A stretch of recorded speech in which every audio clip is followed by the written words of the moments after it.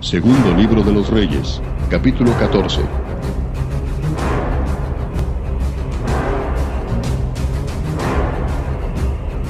Te damos la cordial bienvenida a tu programa Palabras de Vida Eterna. En estos momentos vamos a estudiar el libro de Segundo de Reyes.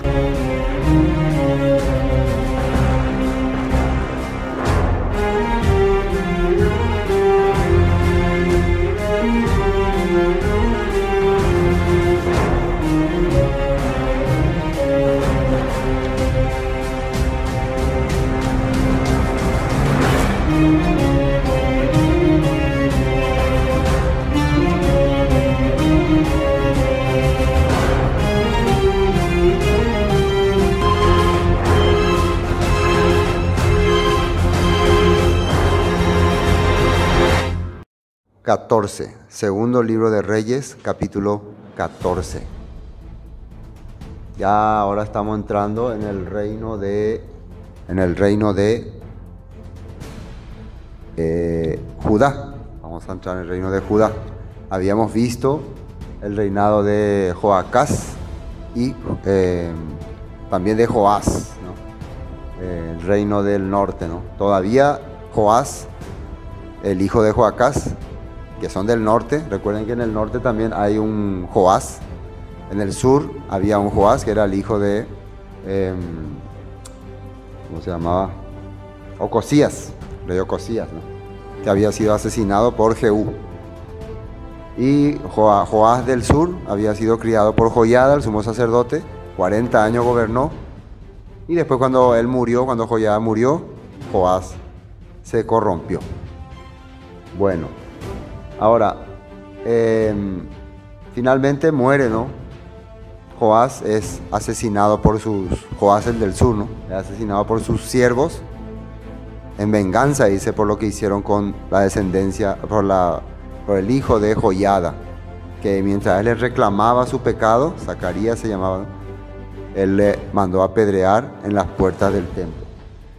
Y al morir Joás, reinó en su lugar su hijo Amasías, el rey Amasías. El capítulo 14 entonces empieza diciendo: en el año segundo, versículo 1, de Joás, hijo de Joacás, rey de Israel. Este es Joás del norte. Comenzó a reinar Amasías, hijo de Joás, rey de Judá. Y vamos a ver un poco el tiempo en que reinó. Un comentario corto. Gobernó entre el 797 y el 769 ante el Mesías aproximadamente. Ese fue el tiempo. Entonces estamos allá por el año 797. Ahí ya estamos avanzando. Continuemos. Cuando comenzó a reinar era de 25 años y 29 años reinó en Jerusalén. El nombre de su madre fue Joadam de Jerusalén, y él hizo lo recto ante los ojos de Adonai, del Eterno, aunque no como David, su padre. Cuando dice su padre, se refiere a su antepasado. Hizo conforme a todas las cosas que había hecho Joás, su padre. Bueno, hizo lo recto por un lado, pero no le alcanzó a David, dice. ¿En qué sentido? En que trató de hacer cumplir las leyes.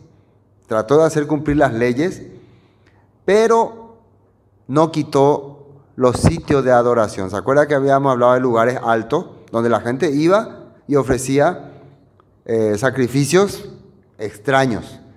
Precisamente en Yom Kippur estuvimos tocando una de las leyes que había, de que no se tenían que ir a hacer sacrificio en otra parte. No tenían que ir a hacer sacrificio en otro lado, sino en el lugar que el Todopoderoso indicare. En ese caso, en ese tiempo, era en el tabernáculo, y se tenía que presentar ante el sacerdote. Eso habíamos visto en Levítico 17, ¿no? Entonces, una de las cosas que hacía el pueblo cuando estaba en los lugares altos era ir a ofrecer otro sacrificio, como otro tipo de oración. Y eso era pecado. Y eso eran las cosas que como que no interrumpían, ¿no? Ahora, con todo eso, los lugares altos no fueron quitados, porque el pueblo aún sacrificaba y quemaba incienso en esos lugares altos. Esto está prohibido por la Torá. ¿Dónde estaba prohibido? Levítico 17. ¿Ven? Así como vamos ya conectando cuando empezamos a entender la Torá, de qué razón era. Y cuando hubo afirmado en sus manos el reino, mató a los siervos que habían dado muerte al rey su padre. Entonces los encontró a los culpables y los exterminó. Pero miren lo que dice el versículo 6. Pero no mató a los hijos de los que le dieron muerte, conforme a lo que está escrito en el libro de la ley de Moisés, donde el Eterno mandó diciendo: no matarán a los padres por los hijos, ni a los hijos por los padres, sino que cada uno morirá por su propio pecado. Esta ya es una clave de que cada persona es responsable de su pecado. Los hijos no son culpables. Generalmente muchos reyes, cuando alguien se levantaba contra ellos, tenían la costumbre, vamos a decir costumbre, de matar al culpable y a toda su descendencia. ¿Por qué? Porque cuando, por ejemplo, estas personas que se levantaron contra el rey, se levantaron porque estaban en contra del reinado. Entonces, al Amasías matarle a los padres, o sea, las personas responsables, los hijos, ¿qué van a querer hacer? Con el tiempo van a querer vengarse, van a querer hacer venganza. Por eso generalmente se le mataba a los padres, a los culpables y a toda su gente también, toda su familia, toda su descendencia. Generalmente así hacían los reyes, antes. Por eso era terrible ser descendiente de un rey. Si es que tu papá estaba reinando, tranquilo, pa. Pero si tu papá caía, de Arijo ahí la bomba. Así era antes. Pero la ley prohibía esa costumbre que se hacía en el paganismo, entre los pueblos paganos. Pero el Todopoderoso ya establecía: no podemos culparle al hijo por causa del pecado de sus padres. Se hacía un juicio para eso, se establecía responsabilidades también. En este caso, estos eran todavía menores, todavía no cargaban con la culpa, con la responsabilidad.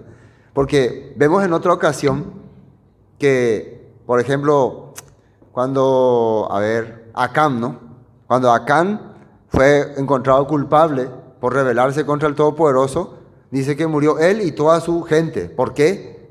Porque en ese tiempo sus parientes, sus hijos, eran cómplices suyos, como en el caso de Ananías y Zafira, ¿no?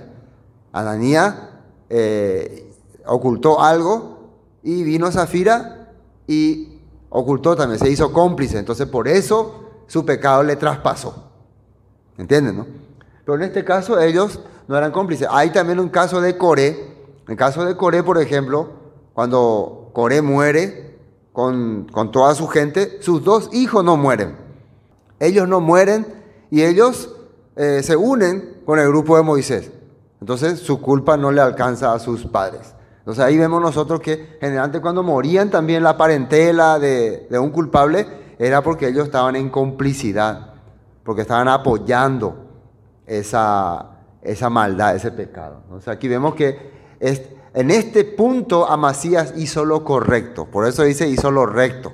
Hizo conforme a lo que decía la Torá. Algo es algo, ya eso es. Pero no 100%. Entonces, y vamos a ver lo que dice ahí en pecado. Ahí está en el texto en la Torá. Creo que en Deuteronomio. Sí, Deuteronomio 24:16. Los padres no morirán por los hijos, ni los hijos por los padres. Cada uno morirá por su pecado. Cada uno por su pecado. En todo caso, si el hijo es cómplice de las acciones de su padre, ese es su pecado también. Él está también cargando la culpa. Por eso va a morir. Igual si el padre es cómplice del pecado de su hijo, también va a morir. Eso es lo que dice la ley. Entonces vemos que Amasías aplicó exactamente la ley y no mandó a ejecutar a esta persona. O sea, en ese punto fue más misericordioso que su papá, porque su papá al hijo de Joiada le mandó a apedrear sin misericordia. Por eso fue terrible. Eso fue algo que Elohim vio como detestable que no fue digno de ser sepultado en el sepulcro de los reyes.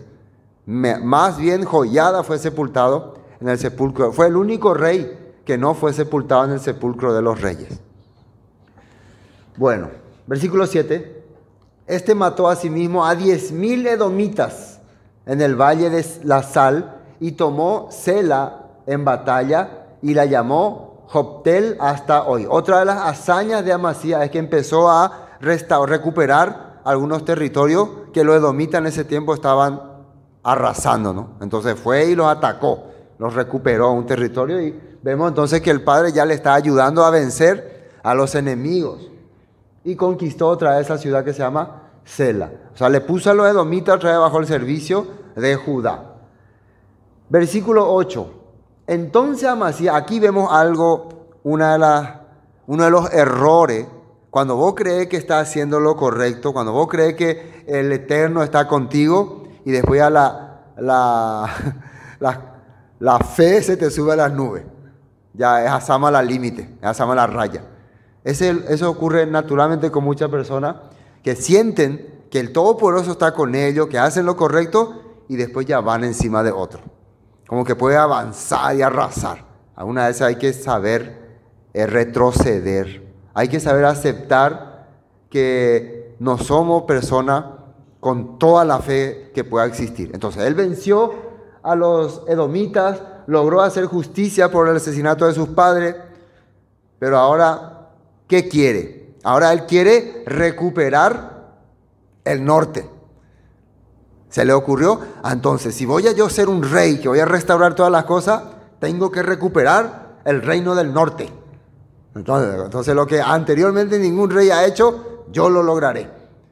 Y voy a desafiar. ¿Quién estaba reinando en el norte? Joás, ¿no? El hijo de Joacás, el nieto de Jehú. Entonces él tuvo el deseo, ahora el Eterno está conmigo, voy a ir a pelear. Hasta recuperar llegar al norte. Pero nosotros vimos que esa división en tiempo de Roboam y Jeroboam, ¿quién la había hecho? Un profeta le apareció. Cuando Roboam también tuvo el mismo deseo, Roboam tuvo el deseo de ir también a recuperar la tribu del norte, le apareció un profeta y le dijo, no vayas, porque esta división la hizo el Todopoderoso. Es una profecía, es algo profético. Va a llegar el tiempo en que va a venir el rey que va a restaurar todas las cosas. Además, no se tenía que restaurar con la fuerza, se tenía que restaurar con misericordia, con amor, con bondad. Ese es el corazón que tenía que tener un rey restaurador original. Pero él, ¿qué quería hacer? Miren lo que dice. Entonces Amasías, versículo 8, envió mensajeros a Joás, hijo de Joacás, hijo de Jehú, o sea, Joás, nieto de Jehú, rey de Israel, diciendo, ni siquiera Joás le estaba molestando a él. Él nomás ya se sentía el Todopoderoso. Ven para que nos veamos las caras. Ayú, ya yo esa cara a cara. Hay que recordar que anteriormente la descendencia, o sea, Judá e Israel, por medio de Acab, eran parientes, ¿no? Pero ahora ya otro linaje estaba reinando, ahora la descendencia de Jehú. Jehú había exterminado a la descendencia de Acab, por lo tanto quedó enemistado tras el reino de Judá y del sur. El tiempo de Acab se logró hacer una alianza por medio de acuerdos matrimoniales. Oñe momendájico, así se ve, o momendaca uno la familia cuera, entonces ya por la paz. Pero cuando Jehú viene y mata a toda la descendencia de Acab, completo, entra otro linaje, se hacen otra vez enemigos del sur, pero en este momento no está lo del norte provocando el lado del sur, pero hay que entender también que Jehú, el abuelo de Joás, le había matado al abuelo de Amasías. Entonces todas estas cosas influyen, como que esa sed de venganza empieza a levantarse. Cuando uno hace las cosas por estas causas, no, pero dice abuelo, dice tío, empieza otra vez un conflicto innecesario. ¿Me entienden? ¿No? Acá nos está enseñando la Escritura ese punto. Bueno, vamos al punto 8. En Segunda de Crónicas dice así, ¿no? 25:17. Y Amasías, rey de Judá, después de tomar consejo, envió a decir a Joás, o sea, recibió consejo de sus líderes. Hijo de Joacás, hijo de Jehú, rey de Israel, ven y veámonos cara a cara. Eso también está escrito en Crónicas. Bueno, miren lo que le dice Joás. Y Joás, rey de Israel, envió a Amasías, rey de Judá, esta respuesta. El cardo es como un arbusto, ¿no?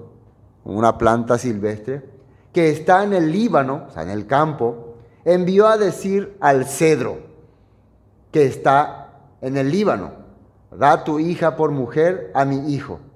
Y pasaron las fieras que estaban en el Líbano y hollaron el cardo.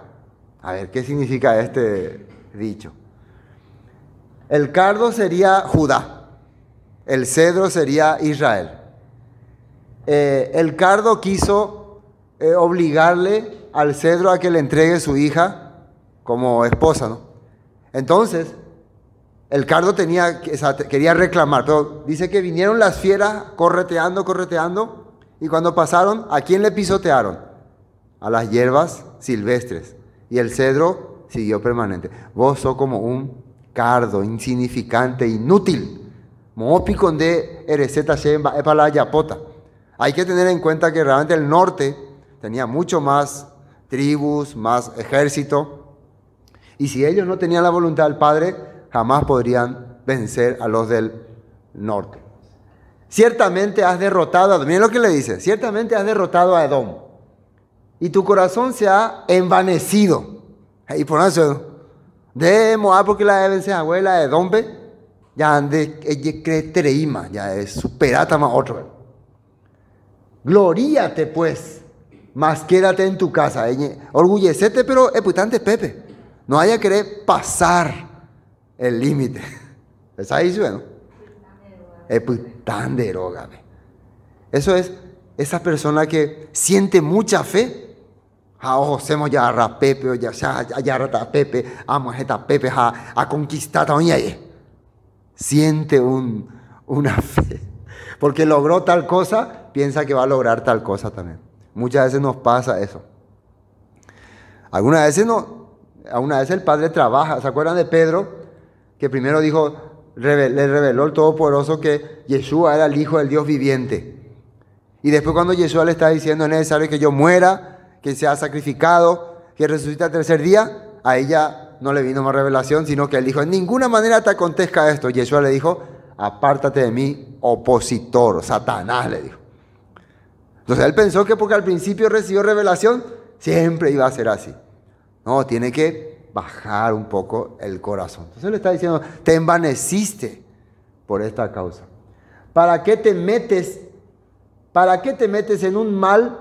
¿Para qué castigas tú y Judá contigo? No, perdón. ¿Para qué te metes en un mal para que caigas tú y Judá contigo? Le pregunta. ¿Para qué te vas a meter en un problema donde vos vas a perder y vas a hacer que Judá también pierda? Hey, por eso. Así que, dejó de putar de palacio, tranquilo, y que ni crear problema, porque gustan de Ari, quebranto. Pero ¿será que Amasías entendió? Vamos a ver. Pero Amasías, versículo 11, no escuchó, por lo cual subió Joás, rey de Israel, y se vieron las caras, él y Amasías, rey de Judá, en Bet-Semes, que es de Judá. Entonces, Josué Israel, o endula preparar al ejército o Josué Joás. Y Judá, miren lo que dice el versículo 2, esto es importante. Se puede decir que una de las primeras grandes caídas de Judá. Terrible, ¿no? Y Judá cayó delante de Israel y huyeron cada uno a su tierra. Esto para mí, cuando yo he visto esto, tiene una sombra profética. Por costumbre, siempre vemos que el judío se siente superior al otro, ¿no? Siempre se siente Jacore con la verdad, se siente superior. Hasta hoy, siempre. Y la razón por la cual muchas veces el catolicismo o el cristianismo o muchos otros grupos han sido duro con los judíos es precisamente por esa razón. Muchas veces es por eso, porque inclusive hasta ahora, muchos siempre le odian a los judíos porque ellos se sienten superior al resto de la humanidad. Pero vemos también que la reacción que realizó Israel no era la correcta.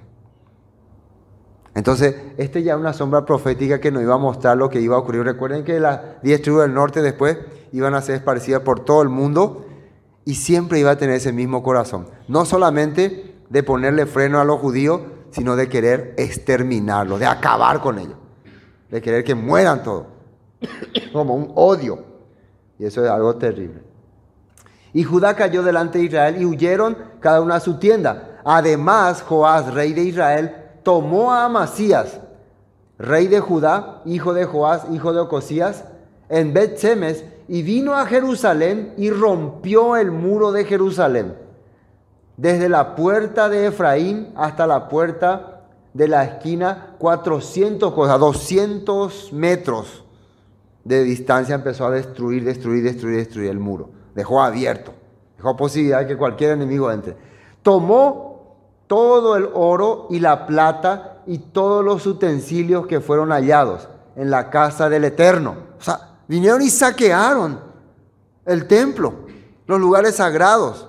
O sea, no le importó, no valoró las cosas sagradas que había ahí. Esa es una de las características de las tribus del norte. No le importa las cosas sagradas. Una vez he visto un documental, les comenté, ¿no?, sobre un pastor que tenía un simulacro de Arca del Pacto y estaba diciendo, estas cosas ya fueron anuladas, y empezó a romper ahí entre la gente. El Arca del Pacto, las tablas de la ley, el maná. Simbólicamente, claro, pero él estaba haciendo entender que esto no sirve. Una de las características del norte es menospreciar las cosas sagradas. Vamos a ver que ni siquiera Nabucodonosor se animó en la primera incursión. La primera vez que Nabucodonosor vino al templo, él perdonó, no hizo nada. La segunda vez sí ya. Pero ahora estos de Israel, no, entran y saquean y roban todo.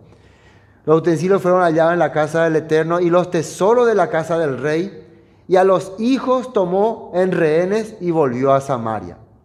Los demás hechos que ejecutó Joás y su hazaña y cómo peleó contra Amasías, rey de Judá, no está escrito en el libro de las crónicas de los reyes de Israel. Y al final, y durmió Joás con sus padres y fue sepultado en Samaria con los reyes de Israel, y reinó en su lugar Jeroboam su hijo. Ese es Jeroboam II. Entonces aquí como un resumen ya de todo lo que hizo Joás, ¿no? Ahora vamos a Amasías. Y Amasías, hijo de Joás, rey de Judá, vivió después de la muerte de Joás. O sea, él fue prisionero, y lo que cuenta la historia es que quedó como prisionero, y que cuando Jeroboam, su hijo, reina, Jeroboam tuvo una mentalidad, y eso lo voy a explicar después, reconciliadora. ¿Te acuerdas que la dice? Él quiso hacer, ¿para qué vamos a hacer problema? Entonces liberó otra vez a Amasías, entregó otra vez todas las cosas, paz y armonía. Hizo libre, hizo un poco más de tranquilidad. Y Amasías, hijo de Joás, rey de Judá, vivió después de la muerte de Joás, hijo de Joacás, rey de Israel, 15 años. 15 años más vivió. Los demás hechos de Amasías no están escritos en el libro de las crónicas de los reyes de Judá, dice. Ahora, 19, conspiraron contra él en Jerusalén y él huyó a Laquis. O sea, también contra Amasías conspiraron un grupo de rebeldes. ¿Por qué conspiraron? Precisamente porque por causa de Amasías mucha tragedia vino en Judá. Porque él decidió ir a la guerra contra Israel. Entonces por eso vinieron muchas tragedias. Entonces la gente, vamos a hacer golpe de estado contra él. Y Laquis era una ciudad cuartel, Entonces él se sintió que ahí acá nadie me va a hacer nada porque es una ciudad donde hay soldados. Pero le persiguieron hasta Laquis y allá lo mataron. Los míos en Toyucayo de Cuera. Y lo trajeron luego sobre caballo y lo sepultaron en Jerusalén con sus padres en la ciudad de David.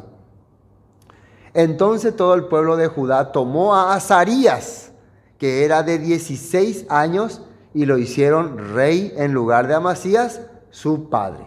Este era Azarías. reedificó él a Elad y la restituyó a Judá, después que el rey durmió con sus padres. Entonces el siguiente rey que vamos a hablar la próxima es el rey Azarías. Azarías sería hijo de Amasías, nieto de Joás, bisnieto de Ocosías, tataranieto de Josafat, para poder entender bien. Ahora, esta es la parte interesante. Vamos a ver. Reinado de Jeroboam II. Este rey es importante, porque este rey marca un antes y un después, como marcó el rey Jeroboam I. Por algo tienen esos nombres tan interesantes. Jeroboam I también marcó un antes y un después. Jeroboam II va a marcar un antes y un después. En el reinado de este rey aparecieron varios profetas famosos. Entre ellos están Amós, están Oseas ya en la última parte. Y también está Jonás. Jonás era un profeta que estaba, ¿cómo se puede decir? En la parte de apoyo de la familia de Jehú. ¿Se acuerdan que fue Jonás el que fue enviado por Eliseo a Jehú para darle unos mensajes? Entonces Jonás es un profeta que está no apoyando sus maldades, pero apoyando ciertamente su gobierno para que haya armonía. Así se puede decir, para que Jeroboam no sea un rey déspota. Pero muchas cosas terribles ocurrieron en su reinado y eso vamos a ver. 23, Segunda Reyes 14, 23. En el año 15 de Amasías, hijo de Joás, rey de Judá, comenzó a reinar Jeroboam II, hijo de Joás, sobre Israel en Samaria, y reinó 41 años. Muchísimo, ¿no? 41 años gobernó. ¿Quién era Jeroboam II? Jeroboam II era el hijo de Joás, el nieto de Joacás y el bisnieto de Jehú. Ese era Jeroboam II, para poder tener en cuenta. 41. Vamos al punto 23. Vamos a saber un poco de este señor.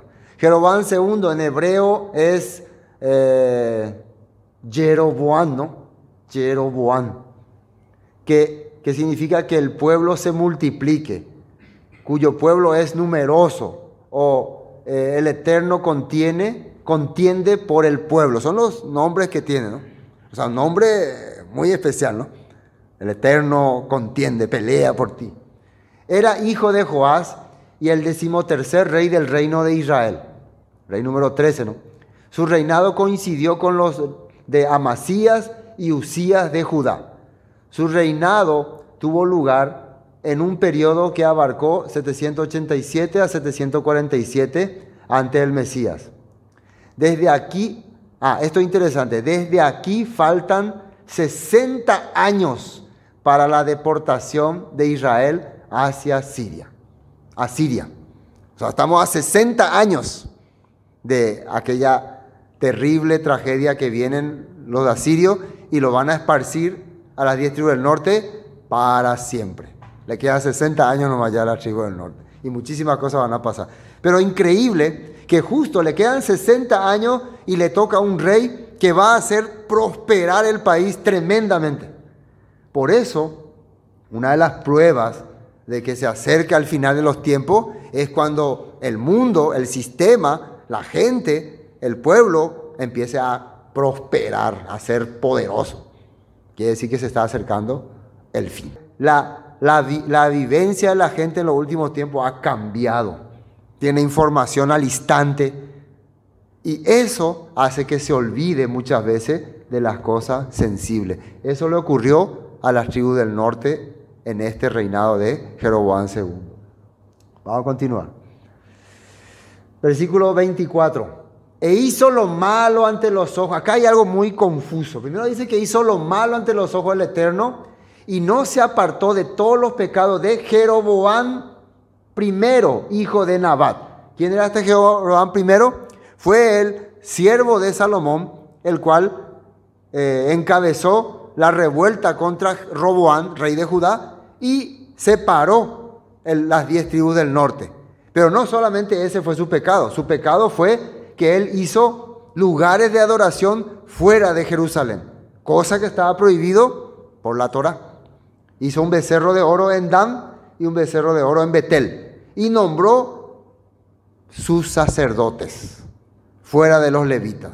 Eso fue un pecado tremendo, terrible. Salir del sistema de adoración establecido por la Torá y establecer tu propio sistema fue un pecado grande. ¿Y qué fue lo que hizo Jeroboam II? Continuó con ese sistema. Continuó con el sistema de seguir adorando los becerros de oro. Más bien los reforzó y nombró sacerdotes y les pagaba sueldo. Porque en el tiempo de Acab, los sacerdotes de los becerros quedaron en segundo plano y Jezabel con su esposa incentivó la adoración a Baal y se le pagaba sueldo a los sacerdotes de Baal. Pero ahora en el reinado de Jeroboam, nuevamente los sacerdotes de los becerros vuelven a tener importancia y los de Baal quedan en tercero o cuarto plano. Eso ocurrió. Increíble, ¿no? Increíble que acá estaba metido la religión y la política, como está ahora muchas congregaciones trabajando con la política y la religión. Bueno, se está entendiendo, ¿no? El que hizo pecar a Israel, dice, y siempre podemos entender que ese pecado se trató en desviar las cosas establecidas por Dios a otro sistema. Entonces, cuando una congregación hace desviar la voluntad del Eterno, la voluntad del Todopoderoso, a otras cosas, está haciendo pecar a su pueblo. En vez de celebrar la fiesta bíblica, le insta al pueblo a celebrar otras festividades no bíblicas, le está haciendo pecar al pueblo. Así es. 25. Él restauró los límites de Israel, desde la entrada de Hamat hasta el mar de Arabá, conforme a la palabra del Eterno Elohim de Israel, la cual él había hablado por su siervo Jonás, hijo de Amitai, profeta que fue de Gad Efer.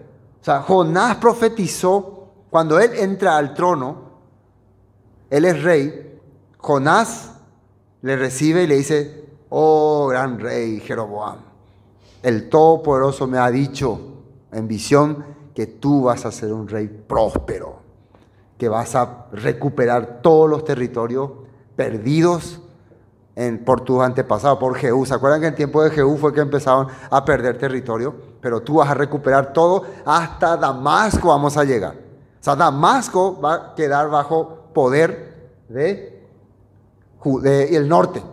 Israel, Siria, ¿no? Siria. Entonces, la profecía era correcta. El Todopoderoso estaba hablándole lo correcto a Jonás, ese profeta. Pero vamos a allá en el punto 24. Punto 24. Esto era uno de los profetas de Judá, que era un campesino, ¿se acuerdan? De Tecoa, un campesino que Dios le llamó y le habló: anda a decirle a lo del norte que se acerca el fin. Ya faltaban unos 30 años o 35 o 40 años para que venga ya el imperio asirio. Entonces se le envía a Amós para ir a advertirle al rey Jeroboam. Así ha dicho, Amós capítulo 2, versículo 5, ¿no? Así ha dicho el Eterno: por 3 pecados de Israel y por el 4º no revocaré su castigo. ¿Cuál fue el pecado de Israel? Porque vendieron por dinero al justo y al pobre por un par de zapatos. ¿Se acuerdan que habíamos hablado que en tiempo de Jeroboam el pobre no tenía para pagar su cuenta y se le cambiaba por zapato? Te doy este esclavo y dame un par de zapatos.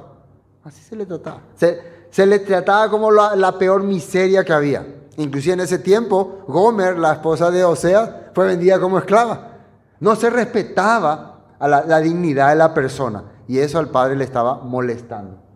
Después, pisotean en el polvo versículo 7, de las tierras, las cabezas de los desvalidos, y tuercen el camino de los humildes, y el hijo y su padre se llegan a la misma joven, profanando mi santo nombre. Esto estaba en Levítico 18. Estábamos hablando la vez pasada, los pecados del pueblo eran que cometían inmoralidades terribles. La suegra con el yerno, la nuera con el suegro, el primo con la prima, la tía con el tío. Así, terribles pecados. ¿Se acuerdan que hablamos ayer en Levítico? ¿Por qué estaba escrito eso ahí? ¿Por qué necesitaba un día de expiación? Entonces, este pecado se estaba cometiendo en el norte. Terrible. ¿Y qué era lo peor? Que a pesar de que estaba a la adoración a los becerros, no había juicio para esa gente. No había alguien que le diga, esto está mal, esto es prohibido. No había. Sobre las ropas empeñadas se acuestan junto a cualquier altar, y el vino de los multados beben en la casa de sus dioses. No respetan los bienes ajenos. También otro profeta, pero este ya en los últimos tiempos de Jeroboam, habló cosas fuertes. Palabra del Eterno que vino a Oseas, hijo de Beeri, en días de Usías, Jotán, Acaz y Ezequías, reyes de Judá, y en días de Jeroboam, hijo de Joás, rey de Israel. En sus tiempos, Oseas también empezó a decir cómo estaban viviendo ellos. Oseas 3:4 dice, porque muchos días estarán los hijos de Israel sin rey, sin príncipe, sin sacrificio, sin estatua, sin efod y sin serafines. O sea, van a quedar sin manera de servir a nadie. ¿Y qué decía la Torá? Que iba a venir un pueblo y que lo iba a llevar lejos y le iba a sujetar a la esclavitud y le iba a obligar a adorar al leño y a la piedra. Así decía la Torá. Entonces, o sea, estaba profetizando.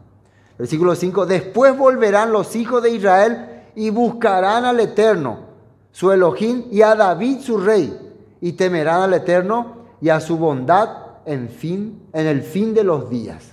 Esta es una profecía entonces que la única forma de que el norte va a regresar va a ser después de haberse ido lejos, pero ¿a quién le van a volver a buscar? A David. ¿Y quién era el linaje de David? Yeshua. Por eso ahora la gente del norte que estaba esparcida entre las naciones, o sea, los gentiles, los goín, ñandé, venimos otra vez a la Torá por medio de Yeshua. Amén. Profetizado por Oseas. ¿En qué tiempo? En tiempos de Jeroboam, uno de los reyes que estaban en máxima prosperidad. Continuemos. Entonces, estamos en el profeta Jonás. Entonces, Jonás era alguien que le hablaba lo correcto en tiempos de Jeroboam. Ahora, uno piensa, ¿y Jonás no le exhortaba al rey Jeroboam? Ahora uno piensa así, ¿no? En tiempo de Jeroboam apareció Amós de Judá y vino y le exhortó. Pero al lado estaba Jonás. Jonás no es que le exhortaba, Jonás le hacía entender al rey que él es rey y él tiene que saber mantener la armonía. Él lo que quería era que haya armonía. Por eso, Jeroboam no le mandó a ejecutar a Amós, si no lo hubiera mandado a ejecutar. Tampoco le mandó a ejecutar a ninguno como a Oseas ni nadie.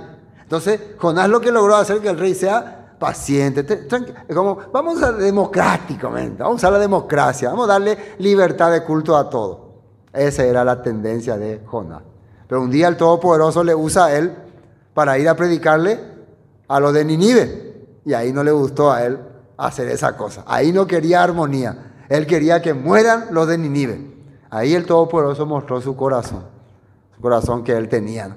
Aparentemente él era un profeta que hacía lo correcto, trataba de armonizar. Pero cuando se tenía que ir a los gentiles, ahí él prefería que mueran. Tenía odio, a los de Nínive, a los ninivitas, que se estaban ya preparando para arrasar con Judá.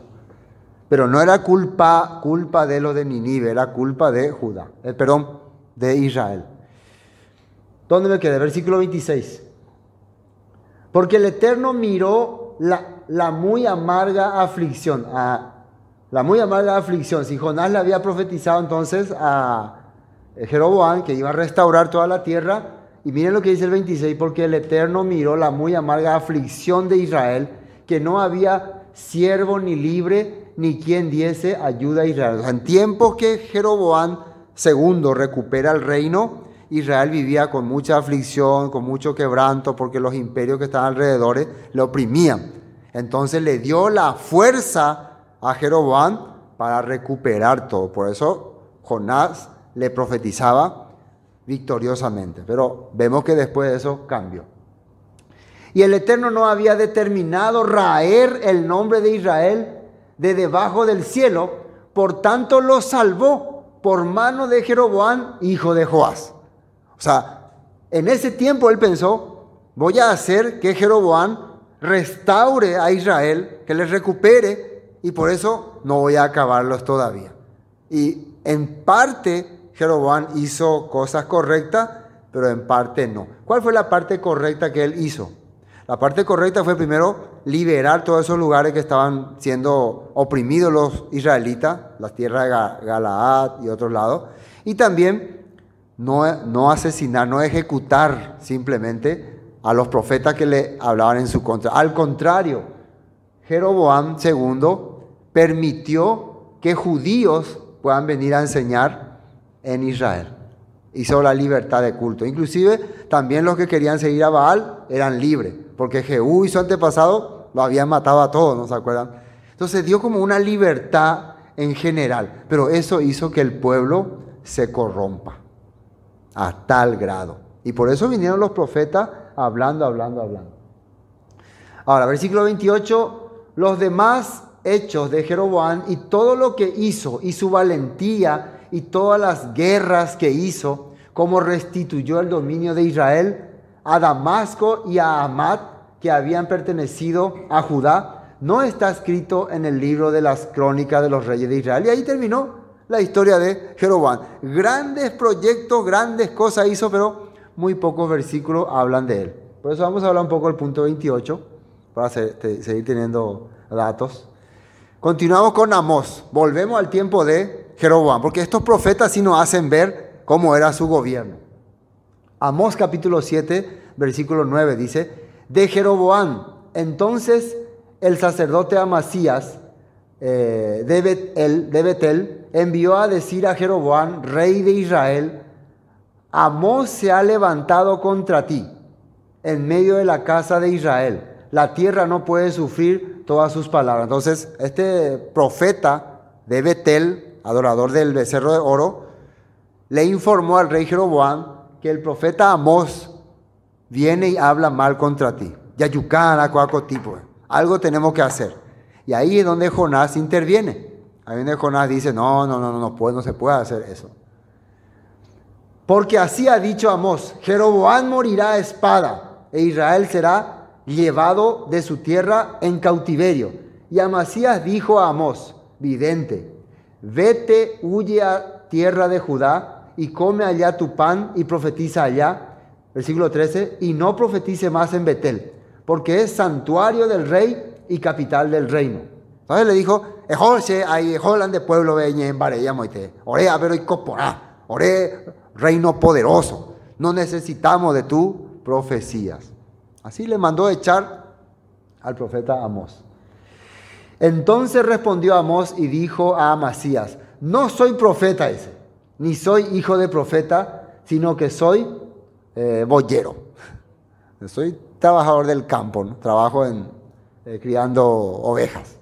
Y recojo higos silvestres. Y el Eterno me tomó de detrás del ganado y me dijo, ve y profetiza a mi pueblo Israel. Para aquel entonces, que un campesino último del campo venga y le diga a gente como en ese tiempo Israel, el norte, estaba en su auge, en lo más, ya la civilización más poderosa. Vamos a ver después unos datos que hablan de este punto. Entonces, le dice, yo fui elegido por el Padre para venir a decir, ahora pues, oye palabra del Eterno, tú dices, no profetices contra Israel, ni hables contra la casa de Isaac. 17, por tanto así ha dicho el Eterno, tu mujer será ramera en medio de la ciudad, y tus hijos y tus hijas caerán a espada, y tu tierra será repartida por suerte. Y tú morirás en la tierra inmunda, e Israel será llevado cautivo lejos de su tierra. Y faltaban unos 20 años para que esto ocurra. Así le dijo, tu esposa va a ser una ramera, tus hijos van a ser asesinados, vos vas a morir en la tierra inmunda. Oseas capítulo 6, versículo 6. Porque misericordia quiero. Todo esto era en tiempo del rey Jeroboam en Israel. Misericordia quiero y no sacrificio. Y conocimiento de Elohim más que holocaustos. Versículo 7. Mas ellos, cual Adán, traspasaron el pacto. Allí prevaricaron contra mí. Galaad, ciudad de hacedores de iniquidad, manchada de sangre. Como ladrones que esperan a algún hombre, así una compañía de sacerdotes mata en el camino hacia Siquén. Así cometieron abominación. En la casa de Israel he visto inmundicia, allí fornicó Efraín, se contaminó Israel. Entonces le está diciendo todos los pecados que hace. Prevaricato significa abuso de poder, abuso de autoridad. Oseas, Amós, atacando fuerte a este reino de Jeroboam. Y versículo 29, y durmió Jeroboam con sus padres, los reyes de Israel, y reinó en su lugar Zacarías, su hijo. Pero Zacarías reinó muy poco. Él fue el último, creo, descendiente de Jehú. Después fue asesinado y hubo una serie de cosas raras ahí que después vamos a ver. Pero vamos a terminar con esta información del 29. Reinado. ¿Cómo fue el reinado de Jeroboam II? Su reinado tuvo lugar en un periodo que abarcó 787 a 747, antes del Mesías. El mismo incluyó una corregencia de 11 con su padre, ya sea antes del reinado de Jeroboam o durante los primeros años de su gobierno. El profeta Jonás predijo que el nuevo rey recuperaría los territorios del norte y del este que en tiempos anteriores habían pertenecido a Israel. Eso está en Segunda de Reyes 14:25. Y Jeroboam cumplió esa profecía.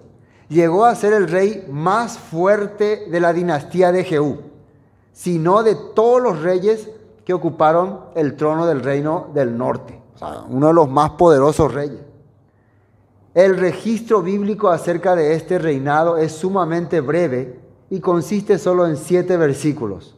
Sin embargo, el corto informe de sus éxitos militares muestra claramente que fue el gobernante del reino del norte con más éxitos en su haber.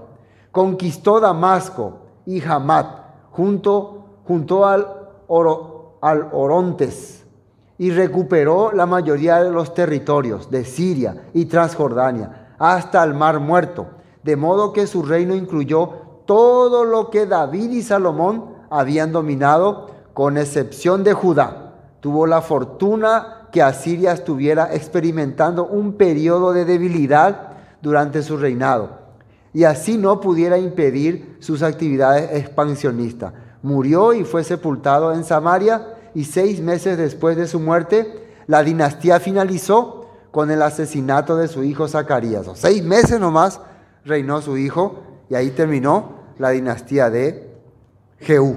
Y empezó otra serie de reyes que van a gobernar muy poco tiempo. El reino gozaba de prestigio político y prosperidad económica.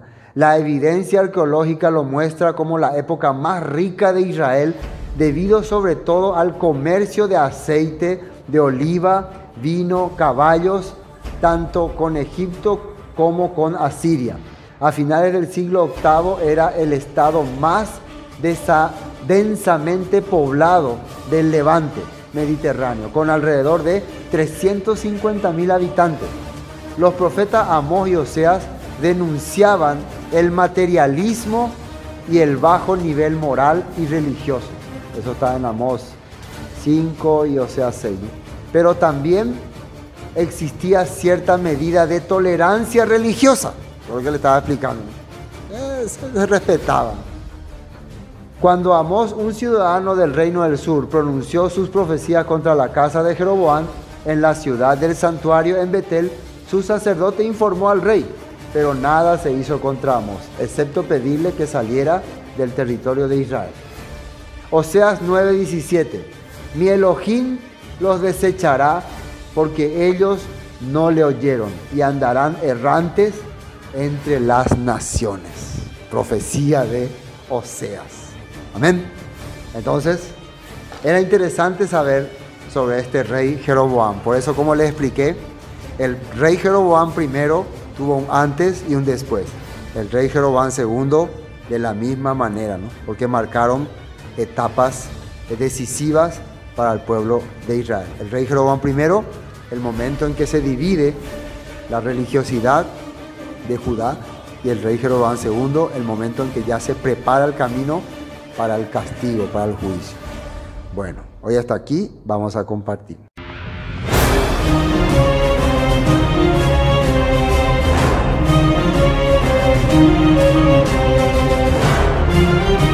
Esto fue Palabra de Vida Eterna, con el estudio del libro de Segundo de Reyes. Bendiciones y hasta pronto.